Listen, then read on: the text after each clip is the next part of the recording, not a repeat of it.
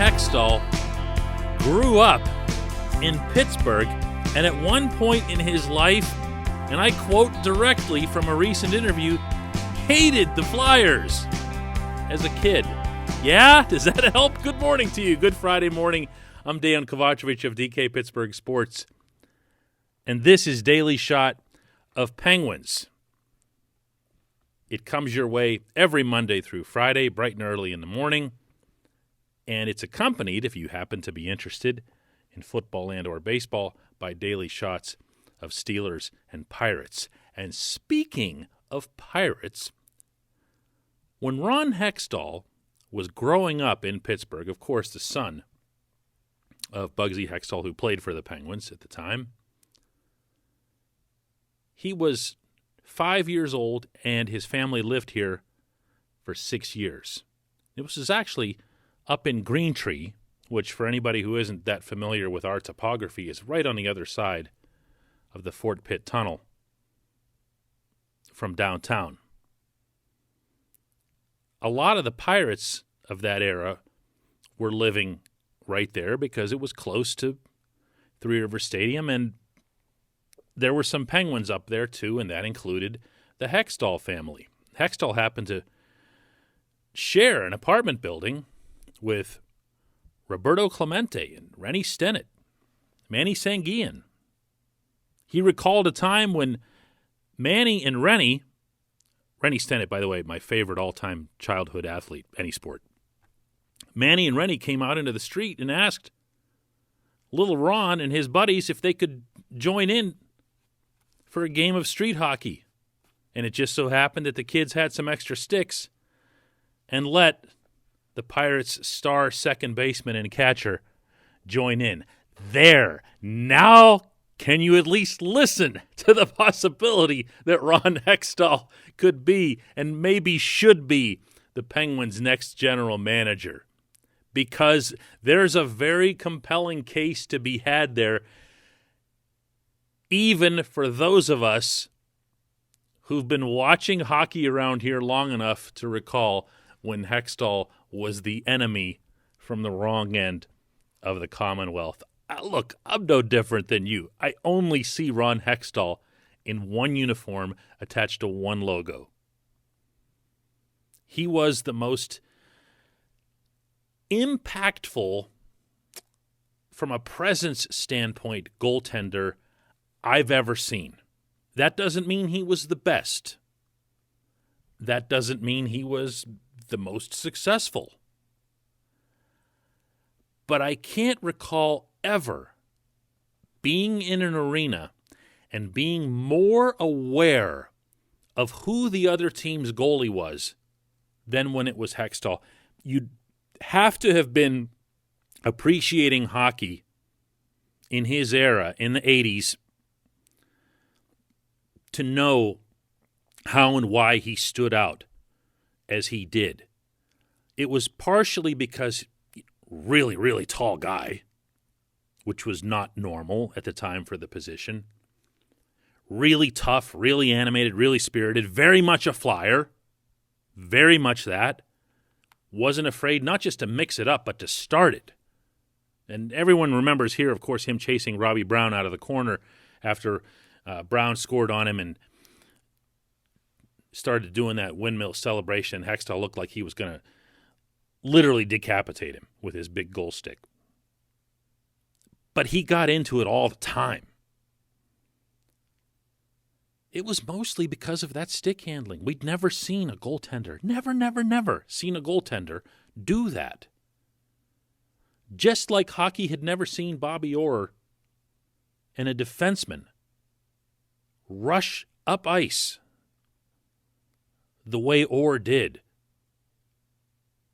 Hextall was doing something nobody had done. He wasn't just collecting the puck behind the net and leaving it there for his defenseman. He was making plays. He was scoring goals. He was the first goaltender, with apologies to Billy Smith in the 70s for having accidentally touched a puck before like 7 other people or whatever hit it and put it into their own net. Ron Hextall was the first goaltender to actually score a goal, to put the puck down on his blade, shoot it the length of the rink right into the net. And he ripped it, too, dead center. A truly great, above-the-ceiling level player in NHL history. That doesn't matter right now, though. The GMing part does. This segment of Daily Shot is brought to you by Warrior Alpaca Socks. What makes their socks different is the alpaca fiber used in their construction. It's stronger, softer, far less irritating to the skin, more breathable, hypoallergenic, warmer than wool. This is the time of year for Warrior Alpaca Socks. When you go to their website, warrioralpacasocks.com, use the code DK to get 15% off your first order. One more time, warrioralpacasocks.com, use the code DK just for our podcast listeners. If Hextall were to become the Penguins GM, and of course there are reports now over the last 48 hours that the Penguins have sought and received permission from the Kings, where he's currently employed as a senior advisor, to interview him. That's not going to be an accident. I've looked over this field.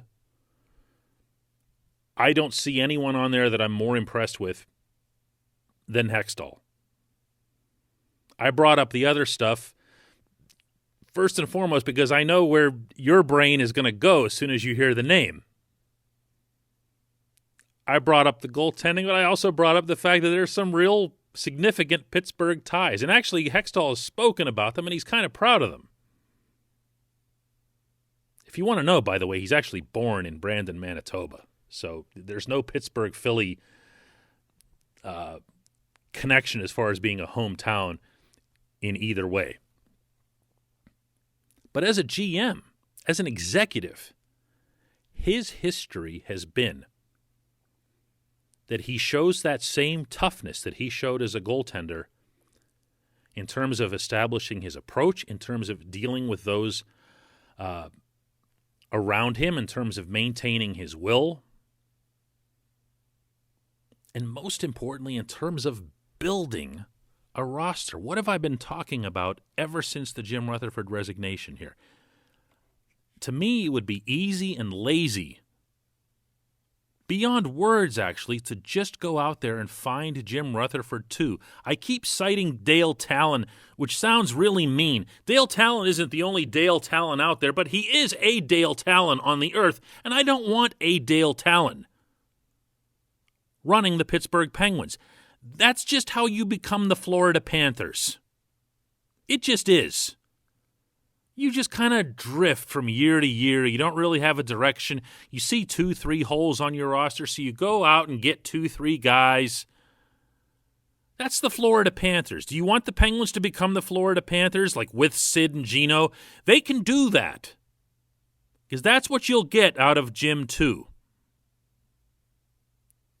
Jim was right for when he arrived. He was perfect for when he arrived. He wasn't perfect now, and a continuation of him wouldn't be perfect now, to say the least. This team needs to build. Notice I'm purposely leaving off the prefix rebuild, because rebuild sets off all kinds of flames in everybody's heads around here. Rebuild means, doing what the Pirates just did. Ship everybody out, just start completely with prospects. It's not going to happen. Sidney Crosby's in your employ. But you can build. You can acquire younger players. You can have a prototype for what it is to be a Pittsburgh Penguin. And build from that. Who are the players on the Penguins roster that we've been glowing about the most lately? Yeah. Pierre-Olivier Joseph on the back end.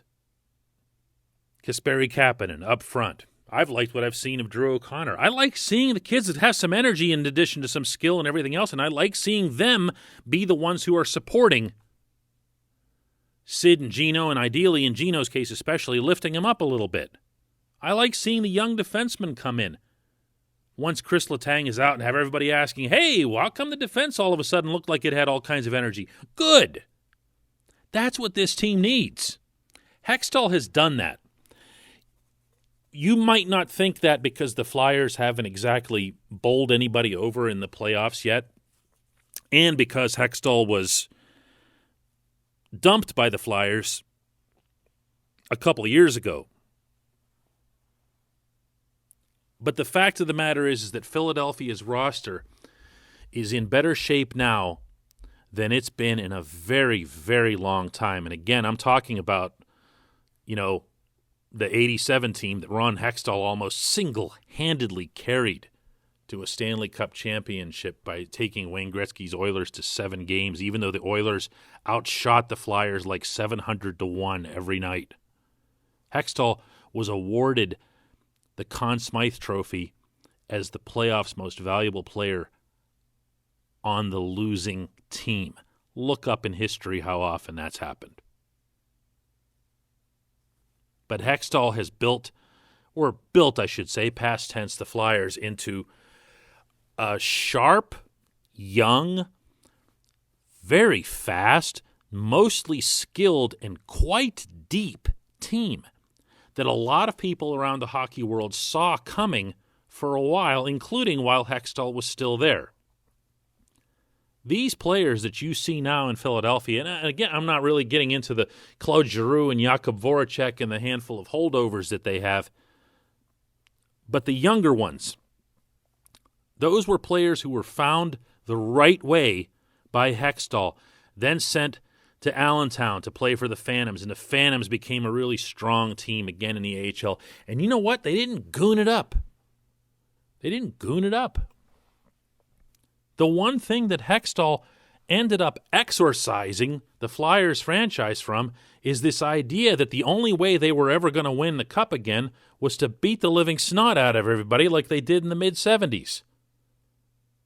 He changed that. That was not popular in Philadelphia. It wasn't popular with the fans, and it wasn't popular with the people over his head, the dinosaurs, the Paul Holmgrens, the Bobby Clarks, Ed Snyder while he was still alive. Hextall had the guts to do that because he wanted to build a modern, fast team in the mold of, who. So, give him some thought. But give him some fair thought. When we come back, just one question.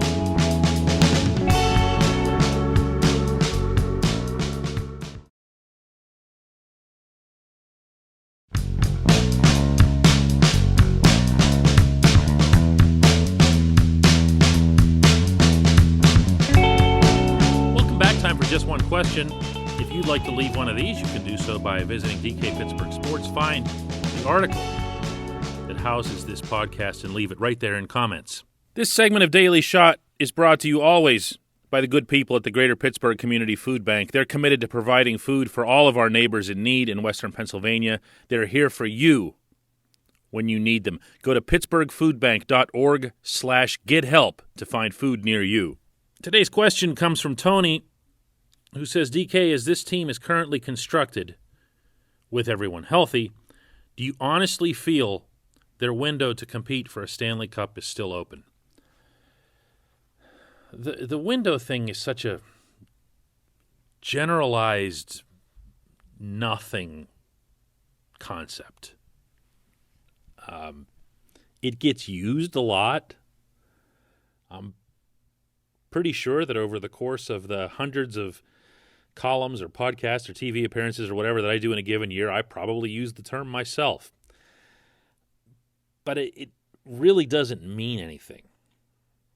If you consider that Sidney Crosby and Evgeny Malkin are both in their early 30s, as is Chris Letang, and if you consider that their core of wingers, their top 6 wingers, includes all guys who are under 30 and a couple that are really pretty young. Kasperi Kapanen, Jake Gensel's still young. Brian Rust's not an old guy. If you look at this roster overall, you're not talking about a window the way we in Pittsburgh do with other teams, but notably with the Steelers. Your window in football is attached to your franchise quarterback. once the franchise quarterback isn't there, it's seen as an oh no moment.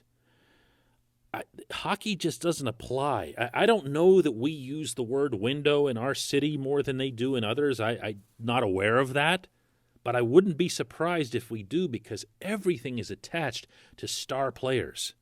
And in Pittsburgh, we've been so blessed in both hockey and football with enormous star talent. So we think that everything has to happen in that window. Well, Sid's 33. Sid's not dominating the way he did when he was 23 or the way he did when he was 28. But he's 33. He's not 38. He's not 43. He's 33, and he's still doing some pretty good things on the ice with his best yet to come. I don't doubt that at all. Gino's off to a rough start, but this past season, in the 2019-20 season, he led the NHL in points per game at 5-on-5. That's an important qualifier there, because some players, as they get older, great players, will kind of sponge off power play points. In some cases, they'll really, really need them in order to sustain point totals that are closer to their career norms. Gino didn't do that. Gino got his points at 5-on-5. He got more points per game than anyone in all of hockey at 5-on-5. More than Connor McDavid, more than Nathan MacKinnon, more than Crosby. If you believe that Gino's fallen off a cliff since last season, that's your right to do so. I think he's just going to kind of get back to it. He's kind of starting to now. So what's the window? The window is the rest of the team. Sid and Gino are still around. To say that the window has closed when they're 33 and 34 doesn't make sense to me, unless you think that they absolutely must pick this team up on their shoulders and carry it to another championship. I don't think that's going to happen. Maybe that's what you're asking, but I don't think that's going to happen. But you know what? It didn't really happen in 2016 or 2017 either, when the Penguins won championships. Go back and watch those playoffs again. Sid was really, really good. Gino was really, really good. Did they carry those teams? Or were those teams just, especially the first one, outstanding and loaded with talent and speed? And in the case of the 2017 team, toughness and togetherness. Did Sid and Gino carry those teams? If you don't feel like watching the whole playoffs to prove my point, just watch the clinching games. Sid was tremendous in Game 6 in San Jose. Gino was a two-way force. But ask yourself, which of these games, whether it was that Game 6 one year or the next, or really all through the playoffs where you said, wow, Sid and or Gino just single-handedly won the game that night or scored this massive goal. Who scored the biggest goals in those playoffs? Double overtime against Ottawa, Chris Kunitz. Overtime against San Jose, Connor Sheary.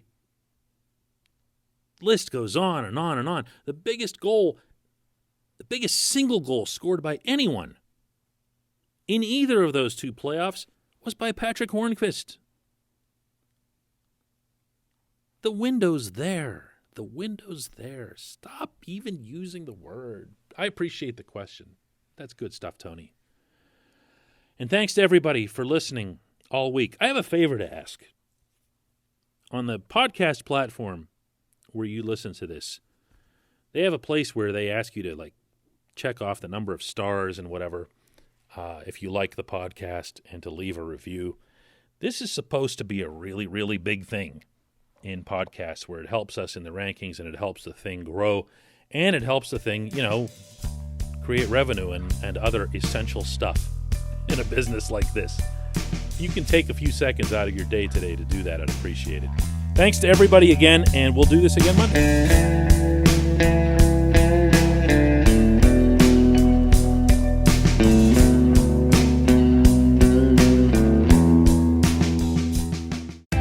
Park University in the heart of downtown Pittsburgh, they understand there's no substitute for real-world experience and career-building connections. Their innovative curriculum engages students with distinctive experiential learning opportunities. Point Park's pioneering co-op program empowers qualified students to work in full-time, paid positions with their corporate partners while earning college credits. Visit pointpark.edu/works to learn more. Career ready. That's the point. Point Park University. Your front door, your car, your gym locker, your gun.